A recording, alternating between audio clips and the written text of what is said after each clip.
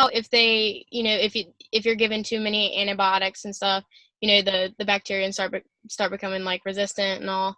Yeah. They found out that actually antibiotics also have an effect on our immune system. And it kind of in a way attacks the immune system and has a reverse effect, than the antibiotics are supposed to have. They did a bunch of studies on mice and stuff. They infected them with E. coli, and I think like MIT and Harvard and stuff, and they found that their immune systems were compromised by the antibiotics, which is weird and not good. Yeah. Are you in a car? Yeah. I see some lights moving, like you're going down the road. Well, no, there was a bus that just pulled beside me. I'm sitting up at the school. Usually I go to the Starbucks and whatnot, but they close at 9. And I usually sit outside, but it's too cold to sit outside, so now I'm just kind of like hiding out in my car. Gotcha. What is going on? All right. Anyone else? I have one. Go for it. Utah has been hit by a hepatitis A outbreak that has already killed 41 people. And Utah has 87 cases and is calling it an epidemic. And California also has more than 600 cases. Wow. And it's mostly affecting the homeless and the drug addicts. So the doctors are like going on the streets to vaccinate the most at-risk people. Wow. Interesting. All those like 2 places. Did it hit anywhere else? Michigan. Far away. I think that's it, though. Okay. Kim, anything from you? Oh, yeah, I have one. There was a man in Australia who lost his thumb because a bull, like, attacked it or something, and they replaced it with his toe. Like, they amputated his toe and put it where his thumb would be. I don't know how I feel about that. It's a little Did weird. it work? Like, can he move it? Yeah, well, they said he was like walking fine after 2 weeks, like without the toe. I'm not sure how the toe is on the hand, but Yeah. it's there. I feel like I need a visual of this. And I'm assuming they didn't use his big toe. Oh no, I think it was his big toe. Don't you kind of need your big toe? I don't know. It's very interesting. I don't think I want to find that out. Alrighty, so Layla, you are presenting for us. I was checking before class just to make sure everyone has their work made up. If you do have missing work, I have to have grades in by a week from Sunday. So you need to have everything into me by Friday of next week. That way I can look over it and make sure I can get it graded, and that way you don't have a 0 for that assignment, okay? Alrighty, so Layla, you ready? Yes, let me see if I can get the screen sharing thing to do the... Alrighty. Can y'all see that? Yep. Okay. Can y'all still see it? Yep. Okay. It's kind of freaking me out because like I can't see y'all, so like I don't know what's happening. Okay, so my topic is mandatory vaccination. So the first kind of like question I guess that comes with mandatory vaccinations is like why. So the vaccinations and stuff are used to prevent illnesses and all. So it's found that childhood vaccinations are 90 to 99% effective in preventing diseases. And vaccines can prevent illnesses such as hepatitis A and B, measles, mumps, polio, smallpox, tetanus, and many more. So kind of in line with that, also like chickenpox and all. So like a lot of older people and stuff get shingles and stuff, and that's because most of them had chickenpox and stuff when they were younger. because they weren't vaccinated for it. So the second pointer to bring up is the safety of vaccinations. And so this is a big topic that's going around now, and actually like a huge, huge controversy. And I know, I can't remember what his name was, but there was a doctor who had done a bunch of studies on vaccinations causing autism and all. And he ended up losing his medical license and stuff after that. And a bunch of doctors and other professionals went in and did a bunch of studies and found that it was actually untrue, that, vaccinations don't actually cause autism. And so all vaccinations are FDA approved, and they're all tested for many, many years.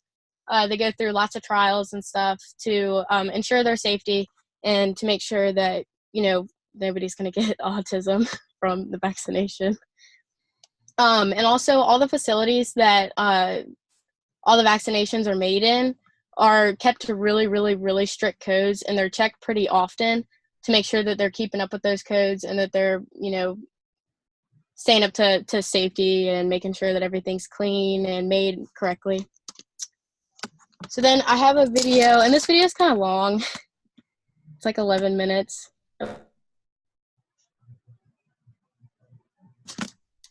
So, all right, here's the video. Measles, mumps, rubella, hepatitis, pertussis. These are a handful of currently recommended and often required vaccinations. Most of us have had the wonderful experience of getting prodded by needles at the doctor's office, and it's not typically something we look forward to. But besides the minor pain associated with the shot, is there anything to be afraid of? It's undeniable that vaccination has had the positive effect of essentially eliminating smallpox and polio, but there are some people, particularly in the United States, that question the safety of the practice. So, just how safe are vaccines? Perhaps the most notable accusation, or at least the one supported by the most vocal minority, is that vaccines have the potential to cause autism. This concern originated from the publication of one study in the prestigious medical journal The Lancet in 1997. In this study, British surgeon Andrew Wakefield suggested that the MMR vaccine was increasing the likelihood of autism in British children. Upon further investigation, however, the paper was retracted from The Lancet after it was discovered that Wakefield committed serious procedural errors, ethical violations, and had received funding from groups opposed to vaccine manufacturers. The study was completely discredited, and Wakefield lost his medical license over the scandal. However, to the medical community's credit, they decided to take Wakefield's hypothesis seriously and conducted further studies. Not one of them found any link between the MMR vaccine and autism. Despite the clear falsification of data to achieve a predetermined result, the public was whipped into a frenzy by the report. In the following years, vaccination rates plummeted by 80% in the UK. Since then, this one study has been the root cause of severe damage not only to the public perception of the MMR vaccine, but also to the medical community as a whole. Money and resources that could have been spent investigating the true causes of autism were instead diverted to verify what medical journals later announced to be an elaborate fraud. In the years since Wakefield's study, the Center for Disease Control, the National Academy of Sciences, and the UK National Health Service have all confirmed there is no link between vaccines and autism. Prominent hoaxes aside, most safety concerns regarding vaccines are based upon the claim that they contain toxic substances such as formaldehyde, mercury, and aluminum. It's certainly true that these chemicals are deadly in sufficient doses, but the amounts contained in FDA-approved vaccines are so minuscule it might surprise you. Take formaldehyde, for example. According to the CDC and the FDA, the human metabolic system produces formaldehyde at a higher rate than is contained in any vaccine. Just to be thorough, let's take a look at every ingredient that gives cautious people cause for concern. First, we have thimerosal, an organic mercury-containing compound. Thimerosal has been used as a preservative in vaccines since the 1930s. Today, you'll only find it in flu shots. Such preservatives are necessary to prevent fungal or bacterial contamination. Part of the original vaccine autism scandal, in 1997, children were often administered 3 vaccines, which combined contained a higher level of mercury than the EPA recommended, though still below the FDA limit.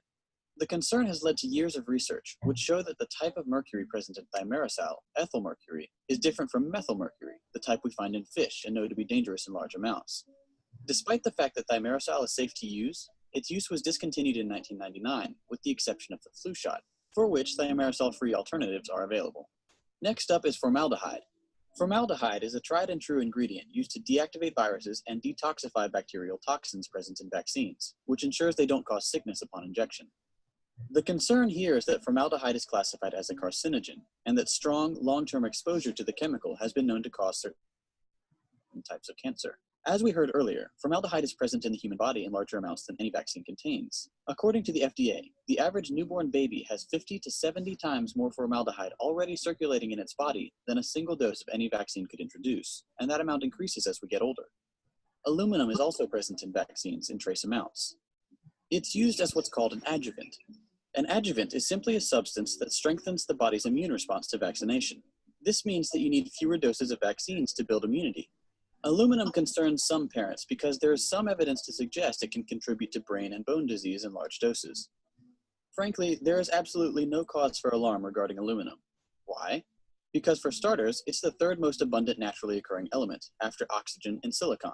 You'll find trace amounts of aluminum in plants, soil, air, water, even breast milk. On average, a baby will ingest 7 milligrams of aluminum through breastfeeding within the first 6 months of its life. By contrast, all of the standard vaccines that baby receives during those same 6 months contain a total of about 4.4 milligrams. Aluminum has been used safely in vaccines for over 60 years with no evidence of any harmful effects.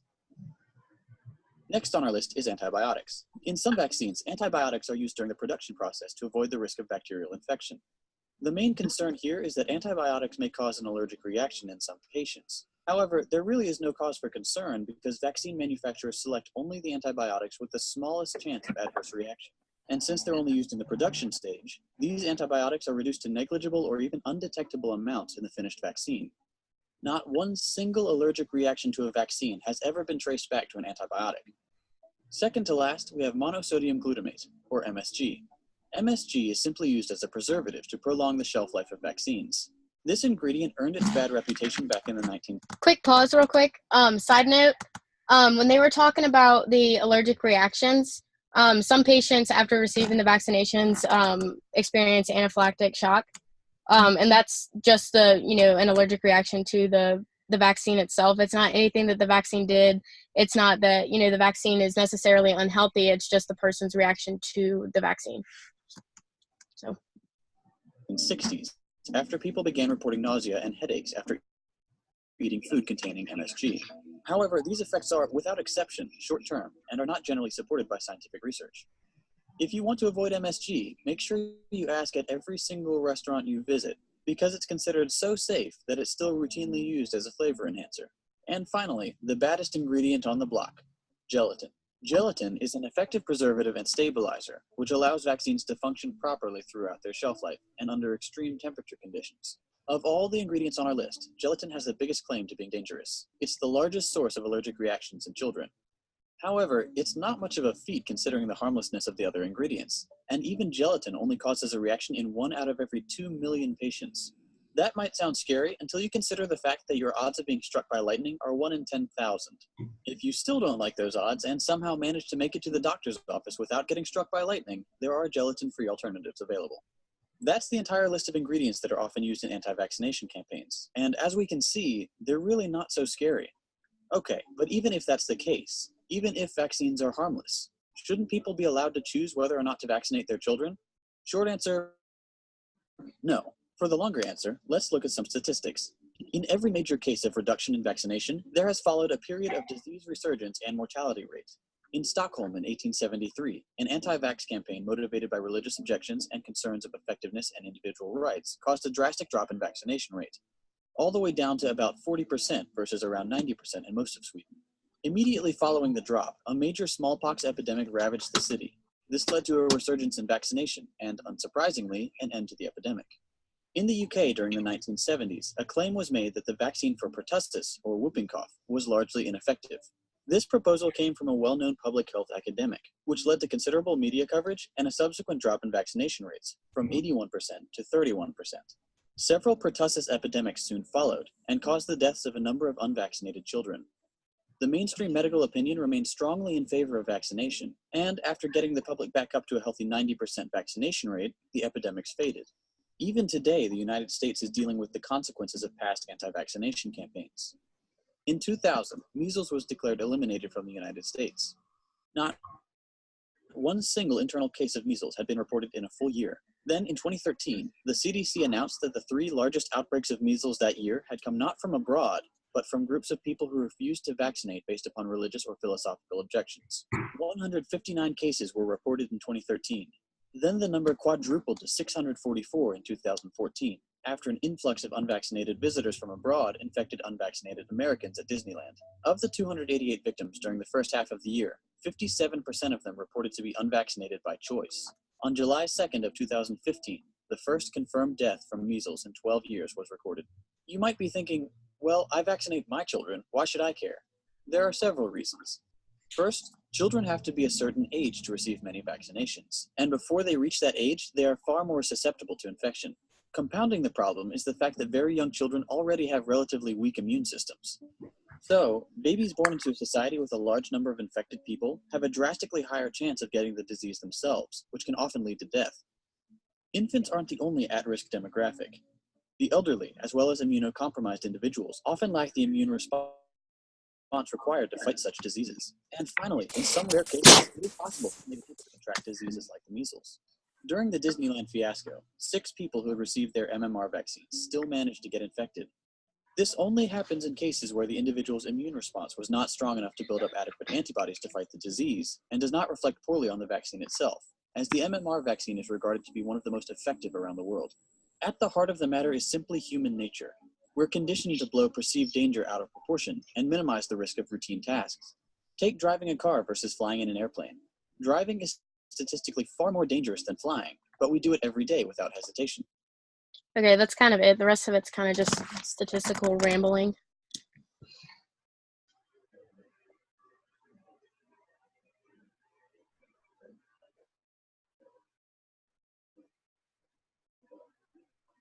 She freeze. Layla. I think we lost her. Marielle, are you still there? Hello, I'm here.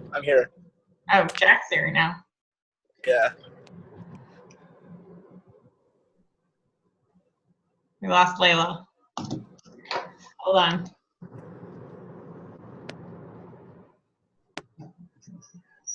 See if I can email her. Can you hear me? There you are. I came back. You froze Okay. on us.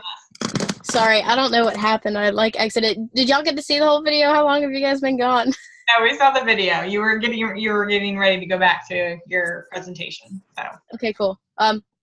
Also, my car lights cut off, so it's kind of dark now, and I didn't want to start my car in the middle of the video. So I'll get back to that later. Okay, so onward with the vaccinations. So children between the ages of 19 months to 35 months receiving vaccines, they receive quite a bit. These right here are Layla, you need to share your screen. Oh, can you not see?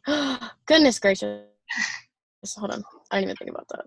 I guess y'all need to see the presentation to understand what I'm talking about, right? Maybe a little bit. Just a little bit. There we go. Oh my goodness. Okay, so this is just a list of the most typical vaccinations that children receive between said ages, 19 through 35 months. It's a lot, but kind of worth it. And so these are the percentages of the children that are receiving their vaccines. So and these are all different types of vaccines that they have. And the most frequent one is polio, which is kind of funny because I thought it would be the MMR, which is the one for measles, and not polio, just because polio hasn't. Shit. Oh, wait, can y'all still see? Yeah. Oh, shoot. Hold on. My computer just said that it quit. Did it not quit? No. No, we're good. We're good. Okay, so and this is just the thing. So then after that, I was going through Facebook the other day, and I actually scrolled past this picture. And so this man right here, his mom chose not to have him vaccinated. And, I think her whole, reasoning behind not getting him vaccinated was because all these illnesses that they were getting vaccinated for were not present anymore. And so a lot of people, I guess, just don't see the reason because, there's no real threat in their eyes. But this guy ended up contracting measles, and he went to several hospitals and several doctors trying to figure out what was wrong with him. And finally, he had ended up getting ridiculously sick and was sent to the ER with 105.5 fever, which is not good at all. I think up at that range you start, or anywhere past that, I think you start experiencing, organ failure and, brain damage and all that kind of stuff. And so, they finally diagnosed him with measles, and that was just kind of crazy just because, they kind of skip over all those, the illnesses just because they don't see them anymore, so people go so long without being diagnosed. And that's a really, really scary thing because, the longer you wait, the less chance of survival you have with things like measles. So as far as cost and insurance goes, vaccines are usually, supported by your healthcare providers, your insurance, medical care, anything like that. But if you're not covered, adults, there's usually options.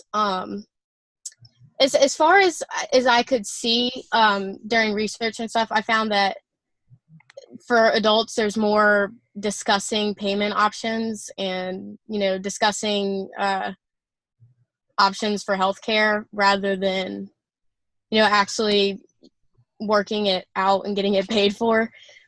But for children who are uninsured, they're taken by an organization called Vaccines for Children, the VFC. And they usually go in and they check the eligibility of the child for their services and stuff. And they go in and they check their parents' backgrounds and, the health of the child and, basically just the whole checklist of their eligibilities and whatnot.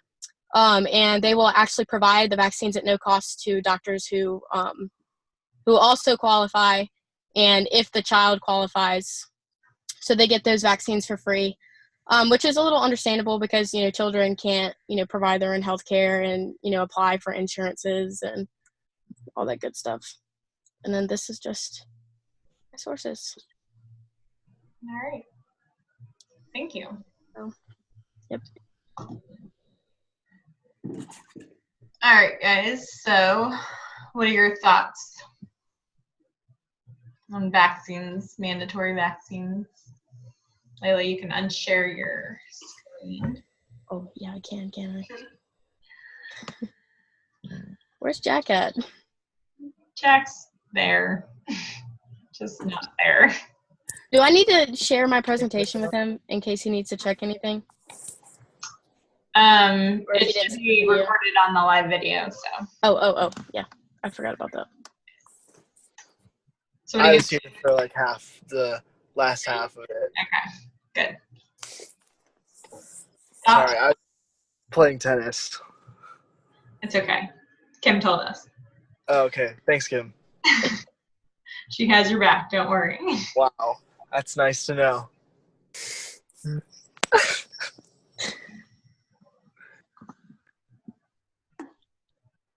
How would you feel if you had kids and they were going to, say, a daycare or school with kids that were not vaccinated?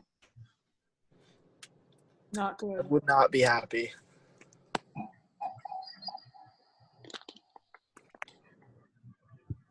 Do you think there's a way to come back from the panic that was done in the last few years? Yeah. Oh, there I am. There you are. How did they do that?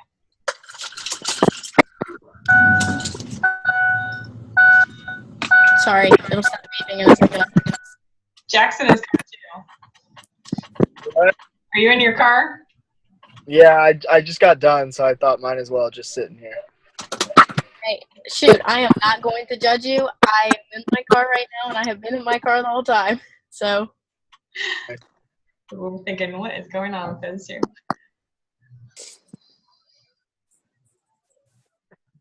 That's all you got on this topic? Yeah. I mean, I think as far as, vaccinating your children, like, I think it's important, but there's some people that are going against it because we're on this whole it's my choice thing, and I don't agree with that. Or the whole religious belief and stuff, like all that kind of stuff is like a whole different story, and it's just another thing that we can all argue about. But as far as the people who just don't vaccinate their children just because they think it's non-existent, like, I understand that. And I understand they're like, we don't have any measles anymore, we don't have smallpox, we don't have polio, what's the point in vaccinating, and I totally get that. But the reasons why we're not having these outbreaks anymore is because of the vaccines. So when you take the vaccines away and you stop giving them, then all of a sudden it opens up, all these doors for all these, to come back in.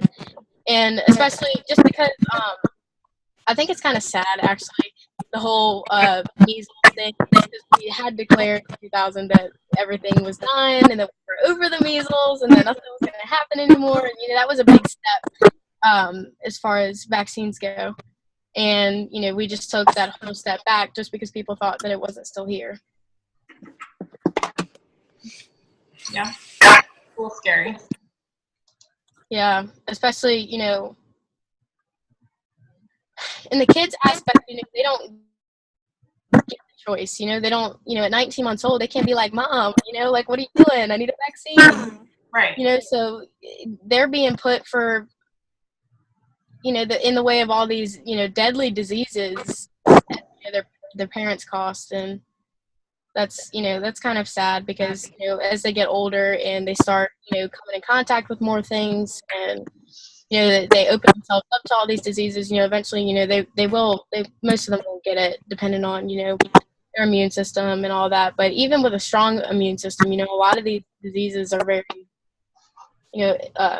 evasive and very just not good, like, in any way, shape, or form. That's kind of sad, because they don't get any say.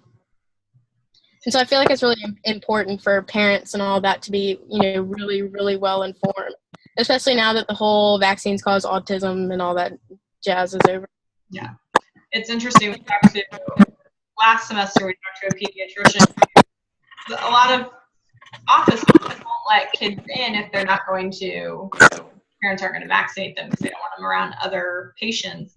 But this pediatrician thought that let them come in, so then he's able to educate.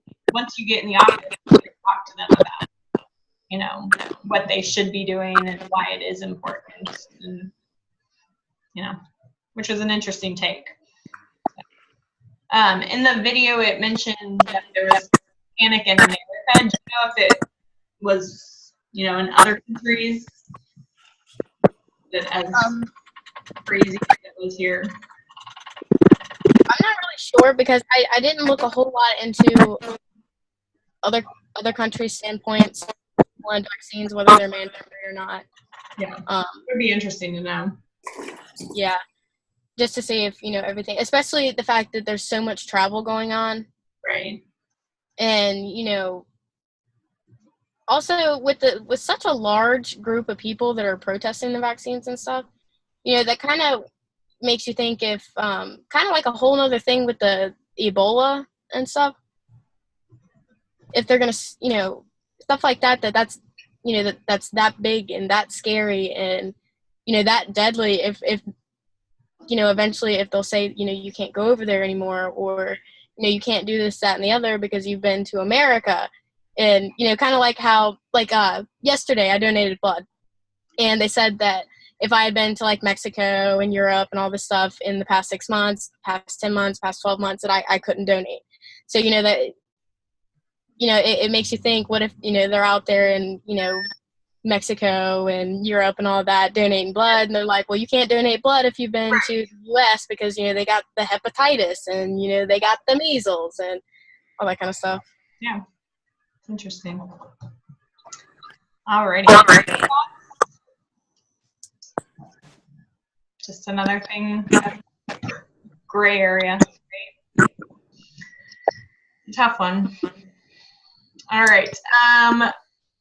So I mentioned to here early on next week, making sure you have your work in, if you have any missing work, in by Friday, because I have to try it on Sunday.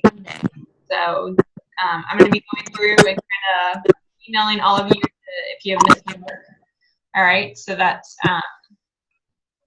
you can get on that, get that taken care of. And then next week I also do have a conflict, and so we're gonna have to move to Tuesday. So if that doesn't work for you, just shoot me an email, let me know, and you'll just watch the live session. All right. Can I share my current event? It's pretty interesting stuff. Sure. Awesome. So I learned this from my teacher because I'm doing a project on anesthesiology, pediatric anesthesiology, Okay. and there's like this technology that's they started practicing like a year ago. It's like one of her friends, like husband's brother. Pretty much what they can do is if a woman's in her third trimester, or I don't know if it's third trimester, but I know it's definitely child is still in her. They can go in, and if they need to perform like a spinal thing on the child, if they know something's gonna be messed up, they can go in and actually like numb the baby through the womb, which I thought was pretty cool. It's like so precise and delicate, which I thought was pretty insane. It's my current event. Scary too. Yeah. It is so, delicate that, but yeah, that's really cool. I'll have to ask my cousin. He's a anesthesiologist about it. Yeah, when I interviewed, I had to interview one, and I asked him about it, and he said it was like the craziest thing. Like he doesn't even know how they do it. He's like baffled because it's so cool, or not. I guess not cool, but hard. It's cool to me. Well, it is fascinating that they can do stuff like that. Yeah. Very cool. Yes, Layla. So wait, you said that they were going in and numbing and stuff. Are they like performing surgeries? Yeah, so like if they knew the spot, like something was gonna be wrong with the spine, they could go in and like numb it up and then operate on it, and it wouldn't cause the child like close to as much trauma as if they didn't, or the mother for that matter. Oh, that is so cool. Yeah, that's my fun little current event. Week 13, Jack's coming through for us. Yeah. Very cool. Thanks for sharing. You're welcome. All right. Anything else before I let you guys go for the week? You guys have some things due on Sunday. Your second observation. We're getting that done, right? Mhm. If you haven't already. All right. Well, if you have any questions, shoot me an email, okay? Okay. All right. Bye, guys. Uh, Bye. Bye.